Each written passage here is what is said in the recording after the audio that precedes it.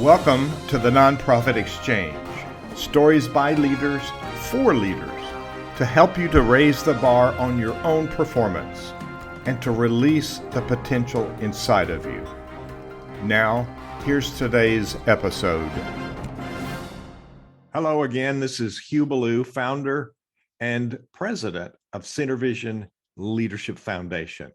In this series, the Nonprofit Exchange, we interview guests each week. We're going on almost 8 years with almost 300 episodes. Never has there been one like this. This has been a great 6 months. We've had very unique presenters on topics that we've sort of covered it in the past, but they've been uniquely qualified to speak differently about topics that are valuable to leaders anywhere, but most especially valuable for leaders in the nonprofit sector. So today's episode has a really cool title, Leading with Style, How Your Unique Personality Drives Success and Creates Conflict. My guest today is Rick Chromey. Rick, tell people a little bit about yourself and why are you doing this work that you do? Well, thank you, Hugh, first of all, for the opportunity to be on your wonderful podcast. Everybody out there in podcast land, it's good to be journeying with you for the next several minutes. My name is Rick Chromey, and I am a nonprofit guy. I run a faith-based nonprofit called MANA Educational Services International. We service primarily churches and schools, businesses, organizations with leadership training, parent training, pastoral training, and teacher training, just depending on what particular audience that they need. And we focus primarily on helping doing things through what we call edutrainment. We're kind of a cut above. We're not about just delivering a workshop. We want it to be something different. And so we do a lot of inspirational edutrainment through our resources and such. What I do on a more personal level, I'm a cultural historian, I'm a professor, I'm an author, I'm a pastor, and essentially, I help people to interpret history, navigate culture, and explore faith in order to experience transformative change in their lives and in the lives of others. That is awesome. And we just kind of found each other by luck, but we've really resonated in our pre-interview session. And I'm just excited about what you're talking about today. So how did you come up with this title? This is leading with style, how your unique personality drives success and creates conflict. Say a little bit about that, please. Well, it actually came out of my educational from the classroom. I was teaching teachers how to teach, and I talked about teaching with style. And as I started looking at these quadrants and these ways that we kind of define leadership, I realized that I realized it had a lot of applications towards leaders. And so I did a little bit of conversion, if you will, but teaching with style is a little bit different than leading with style. But in the end, it became a very powerful way to look at who you are, how you operate, how you lead, and then ultimately why there are those who are naturally attracted to you, naturally engaged with you and that style, and then how there are those who come into conflict. And it explains a lot of the conflicts that we have as what we call personality conflicts, and they tend to be driven by our leadership style. So how is personality the same as style, or are they different things? That's a great question. A lot of people ask me, well, am I born a leader? And I go, I don't know if there's any other way to become a leader. I mean, are they hatched? Obviously, everybody's born.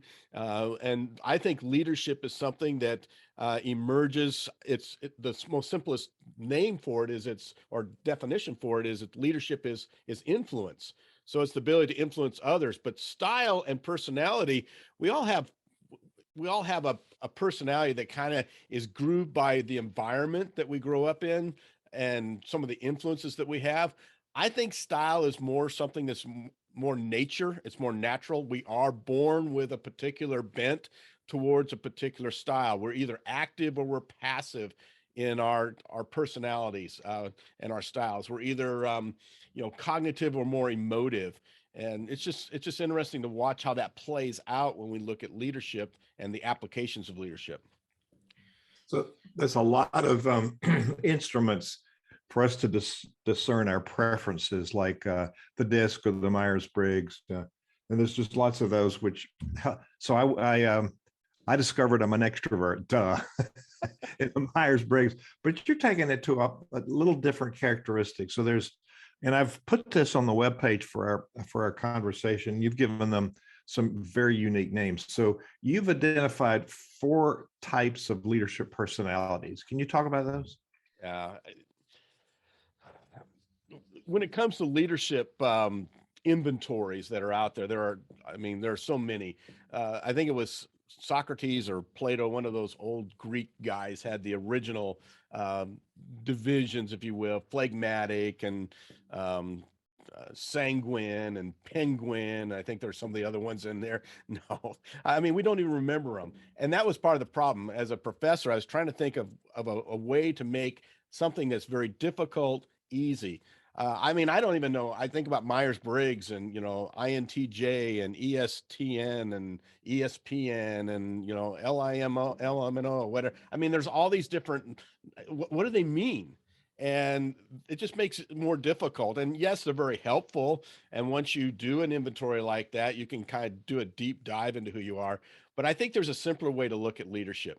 You're either active or you're passive. You're either emotive or you're cognitive. And when you break that down, for example, active, passive. If you're an extrovert, you tend to be more active in how you approach life. If you're introverted, you tend to be more passive. On a cognitive, emotive level, some of us just think with just lists in our head. We think I have, like I call, a post-it note brain, where I have these post-it notes all over my head, where I just go through the list. To me, my day is not satisfactory until I have my list marked off. It just happens. That's the way I roll. Other leaders I know, and other people I know, have more of an emotive approach. And there's nothing wrong with this. None of these styles are more better or more successful or anything. You can be successful in every one of these styles, each one of these quadrants that I'm going to share with you. But the bottom line is that each one is very different.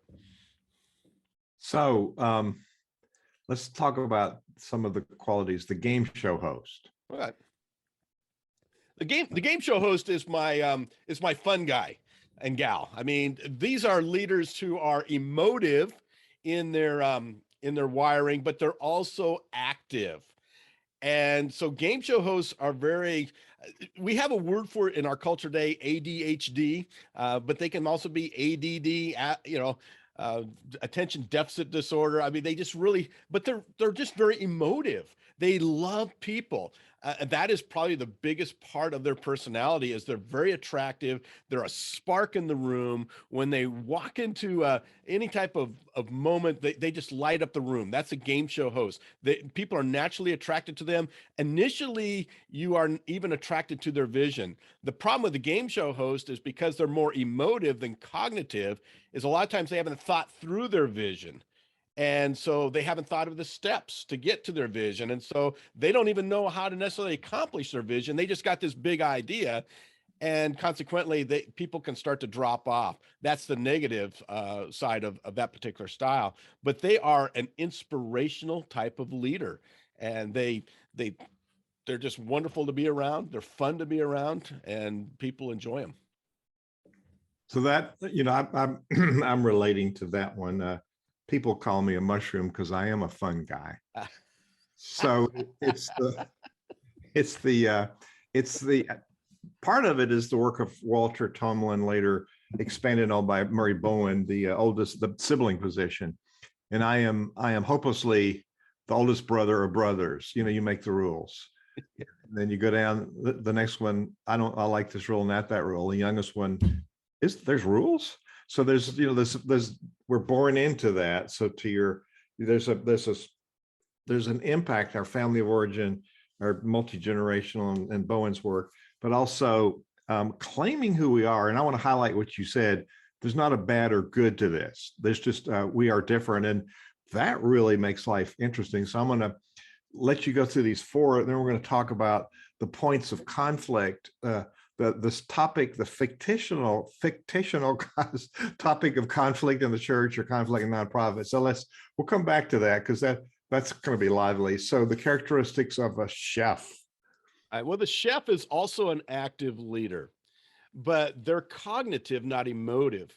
And this is what is interesting. When we look at the highest levels of leadership, I'm talking CEOs, academic deans, presidents, those high level positions, 75 to 80% of these positions are filled with people who are from the chef personality or the chef style.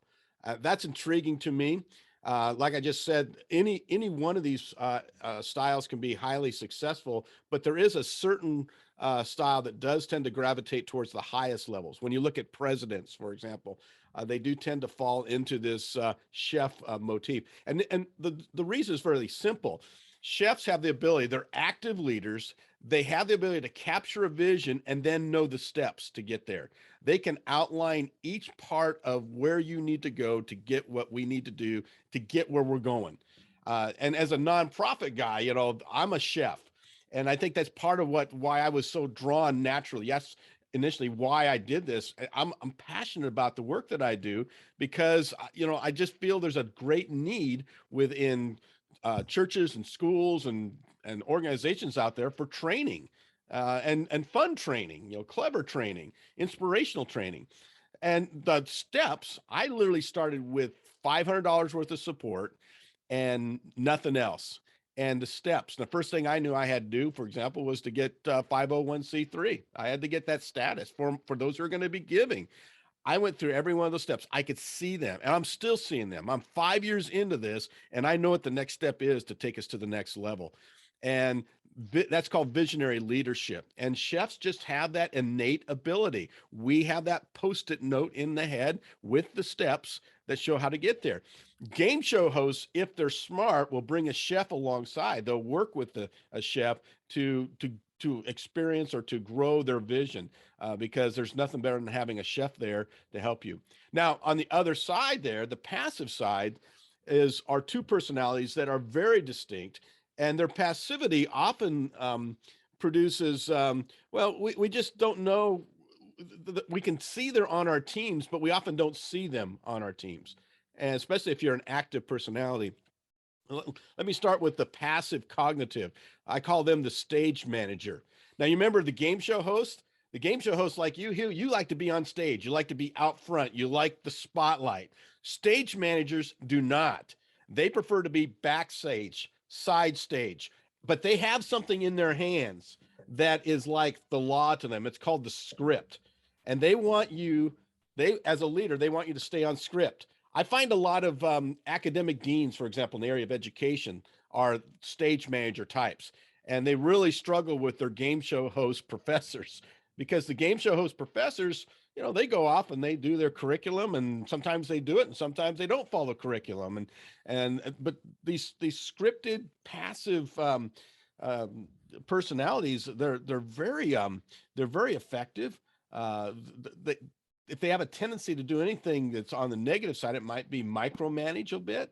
They become maybe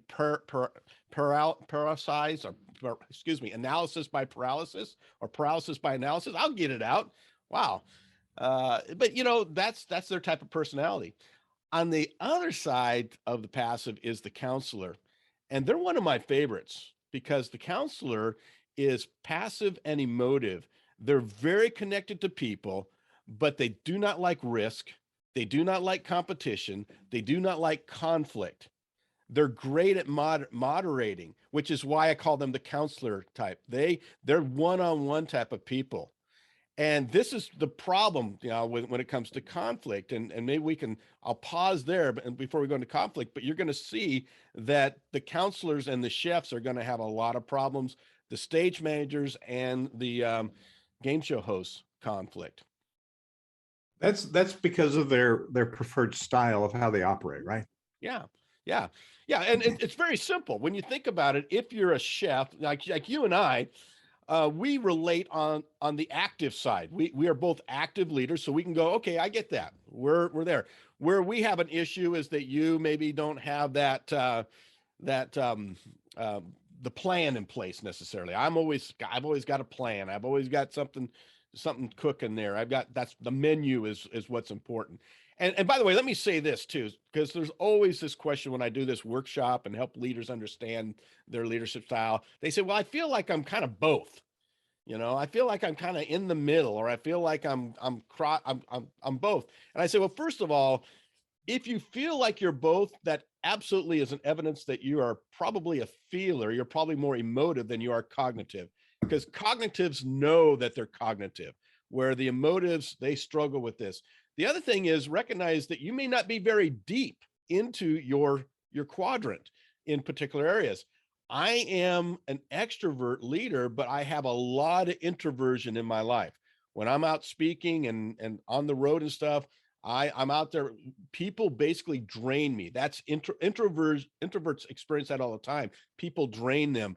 And, after I'm done with a day, I'm not fired up by all the people. I tend to be more drained by it. And I just have to, get away and find solitude. So I'm mildly an extrovert, but I have a lot of introversion.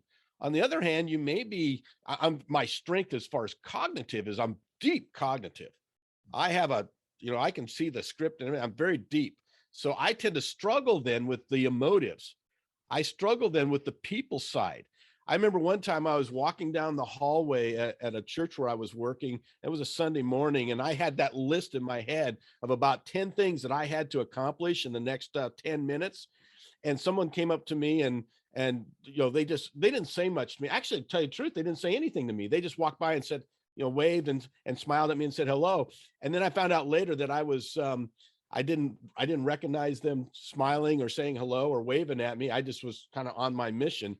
And I got a critique on that you need to be more cognizant of people around you. Well, that's my style, because I'm very deep cognitive. I can get very easily connected to the list, to the program, that I forget the people. The cognitives can do that so often. Stage managers can get so caught up in the program, in what they're trying to get done, the script, that they forget there's actually people on stage. That is amazing. So there's a strength in your profile. There's also a liability with that. Yes, in absolutely. excess. So Yeah. our gifts are sometimes our problems. So when you talk about these, it also occurs to me that that's our preferred style, but it doesn't necessarily play out in every situation. Mm-hmm. Yeah, and this is also very interesting, because I look at it like a car. I have a car that when I take my hands off the wheel, it naturally goes one way or the other. It just goes. It doesn't matter how many times I try to get it calibrated and fixed and all that stuff. It just, the minute I take my hands off the wheels, it just, I think the same thing happens with our style. We naturally, if we're in a free moment, we naturally are either active or passive, or we're either cognitive or emotive. That's our natural bent, if you will. However, you have noted, and it is true, that if you are in a situation where you have to be, let's say you're a stage manager leader, but you have to go on stage, you have to be a game show host, you have to pump people up, you have to, get out there and be the person at the front of the line, at the front of the vision. That's very uncomfortable, but you can do it. You just can't do it for very long, which is why I really believe when I help people with this, staff with this, and teams with this, is that you need to have people on your team with all four quadrants being represented.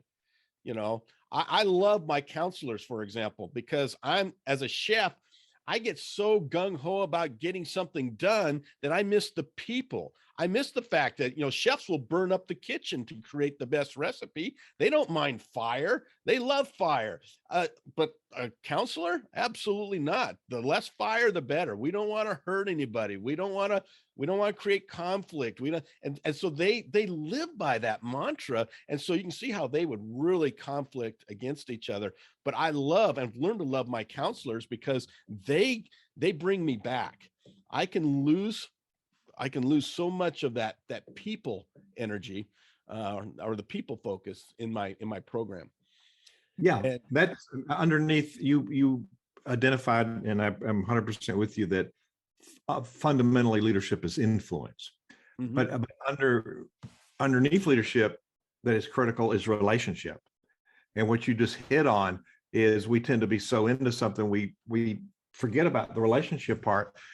So talk about relationship, and also talk about these are preferred styles that we might fit into. We don't have to. So if we try to be something we're not, that sometimes is a problem for leaders. Right, right. And what's interesting is that I want to argue again, they are preferred, because if you're married, chances are you've married your exact opposite. And why did you do that? It's because they fill in the weaknesses for you, and you fill in the weaknesses for them. Their strengths are not your strengths. Your strengths are not their strengths. And so there's a blending there. That's why counselors and chefs are direct opposites. Stage managers and game show hosts are direct opposites. But if you look in the marital culture, and for married people, many of us married the opposite. A game show host will often marry a stage manager. A chef will often marry a counselor. In fact, I did. My wife, Linda, is a counselor. She's very passive. She's very emotive. She doesn't say much, but there are times where I basically settle down and stop, and I ask her, I say, okay, what should I be doing here? Who am I causing a problem with? Who do you see I'm causing a problem with? And she'll lay it out. Oh yeah. And I go, I never thought of that. So she brings me back. She keeps me dialed in to make me a better leader. And game show hosts, it's the same way. You need those stage managers on your team, because they're the type of people you can get out ahead on the vision and totally miss the opportunity to move the organization forward. But your stage managers are going, hey, come on, and they're going to be the first to quit, by the way. Stage managers, your passives always drop off first because they don't feel like you're listening to them. On the other hand, chefs, they'll hang around just long. This is where game show hosts have a little bit of a problem. Chefs will hang along well enough just because they kind of like the vision. But once they realize that you don't have a real plan for it, they knock off. It's the way it works. So Wow.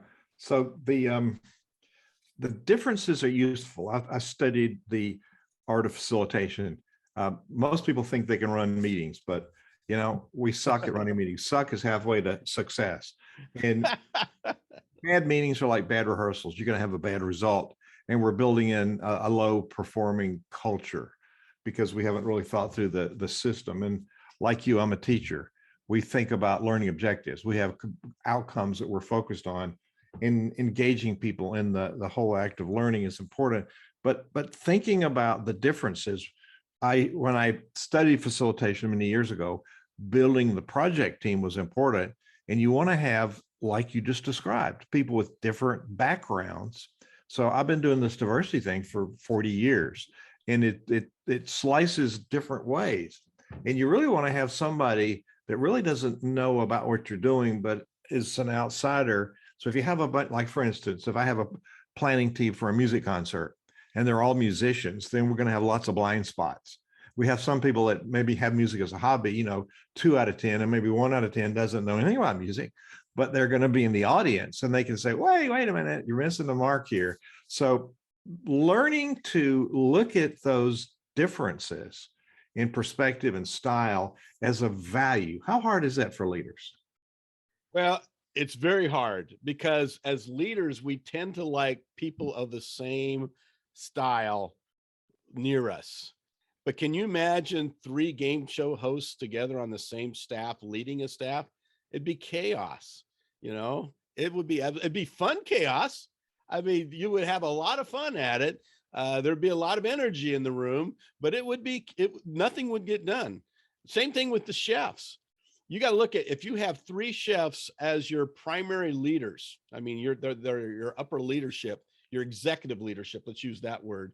Three chefs, every one of them is going to have a different recipe for success, for how they're going to be effective in their work, or how they make that school more effective, or that organization more effective, or that church more effective, whatever it might be. And the problem with that is every one of those recipes are going to be different. And now you become agenda driven in the leadership. Can you imagine well, you wouldn't have three stage managers or three counselors hanging around for very long, because nothing again would get done.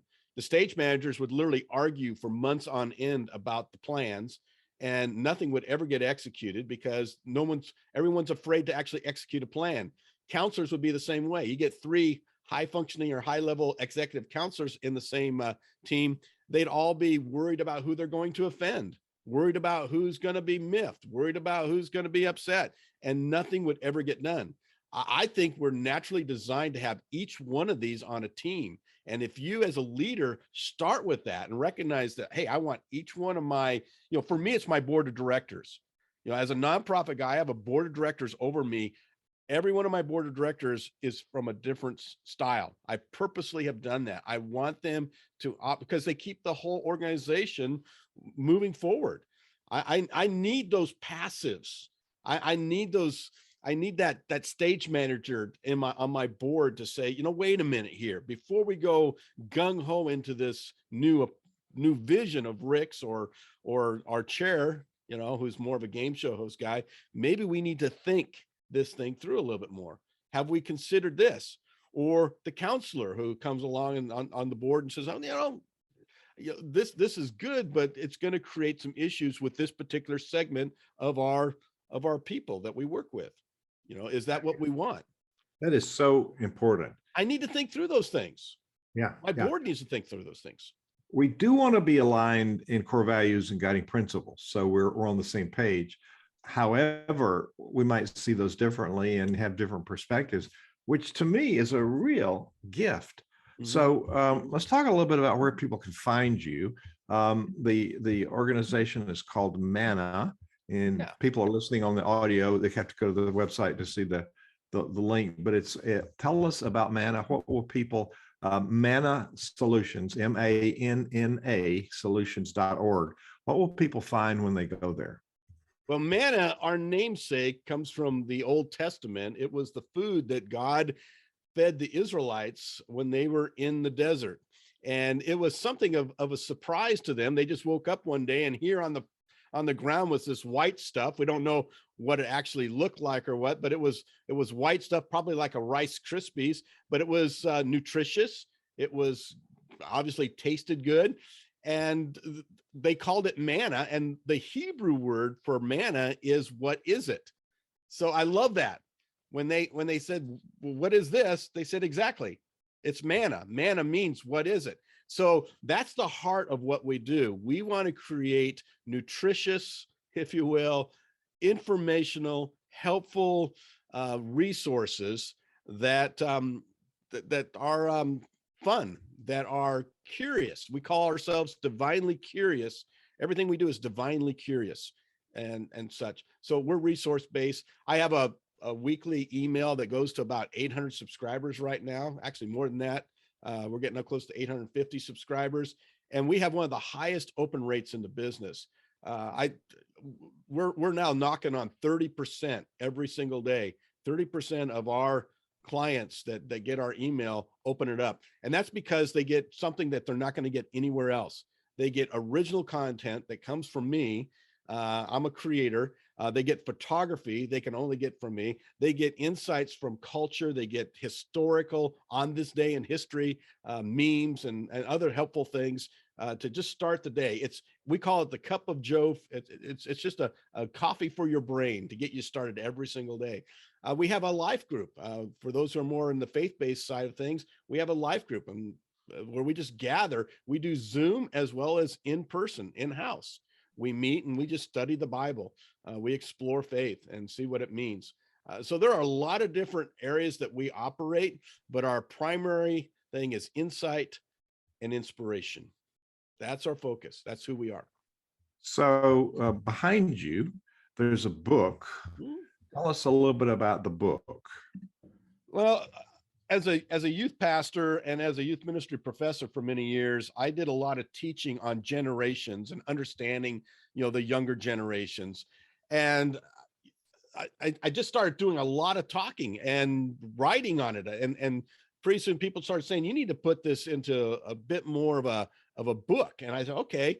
And that's kind of where it came from. Gen Tech is is an argument against the common frames, the labels that we use to define generations, baby boomers or Gen X or millennials or Gen Z, which is actually Gen Z was why I wrote the book. I got literally miffed at the whole idea that we're calling another generation by an alphabet tag, because they're not Gen Z. They're anyone born since 2000 is more defined by the technologies. I call them the iTechs, the iTechnologies of the iTunes and iPods and iPads and iPhones. Those were the technologies, and that's what the book is about. It goes back to 1900, Hugh, and it literally walks us through the 20th century and into the 21st century, all the way to the year 2055, and it outlines the various generations about every 20 years along the way. But there is every 10 years a new technology is popping that during our coming of age years we tend to find tattoos are, for lack of a better word, tattoos our personality, our generational personality. And that's what the book's about. It's getting great reviews and such, but I'm trying to just get us away from these bad names for generations and to analyze us more, to understand who we are more through a technological frame. We're the television and space generation, not baby boomers. We're the cable television and video game generation, not Gen X. We're the cell phone, personal computer, and net generation, not millennials. It's not as sexy, but I got to tell you, it's more accurate. And I think that's where we need to be with generational analysis. It's not about marketing. It's about analysis that creates solutions. And that's what everybody's wanting to do today. How do we understand these generations? Well, that's what I help you do, not just in the book, but I also do trainings on that as well. So can people find this information on the website, Mana? You can find some of that on Mana, but because this work is actually a different type of work that I do, rickchromey.com is the starting spot for that one. And that's my more, for lack of a better word, non-faith-based work is where Gentech's at. Chromey. It's like the browser with the Y. That's right. Just think Chrome, add a Y, rickchromey.com, and come join me in the journey. And I got to tell you, I would love to share with any of your listeners, any of your followers, come to your organizations.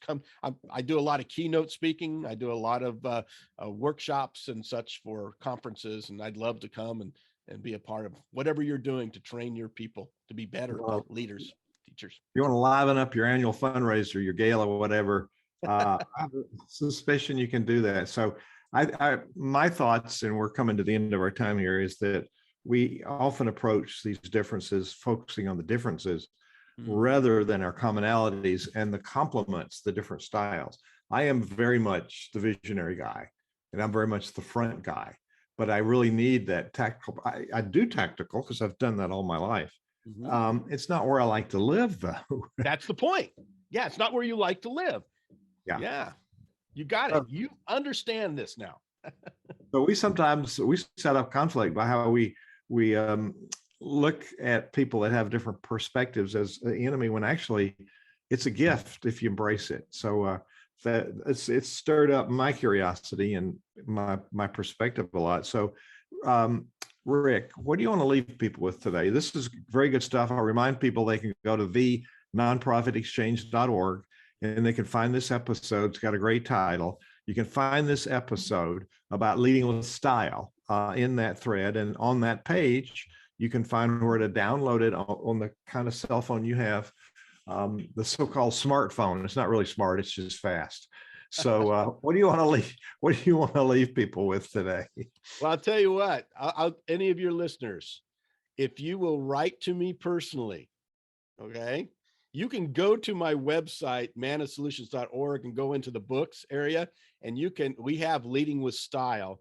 Leading with Styles there. You can download it for, I think it's a $5 donation to our work, which is pretty easy. But if you write to me personally, say, I want to know more about Leading with Style, I will send it to you for free, just if we can start a conversation. So how about that? I'll send you that free ebook. All right. As far as just a closing thought, for me, I want to be real. That's what I encourage in this cyber culture where everything's going plastic and fake, and we live in an artificially intelligent world.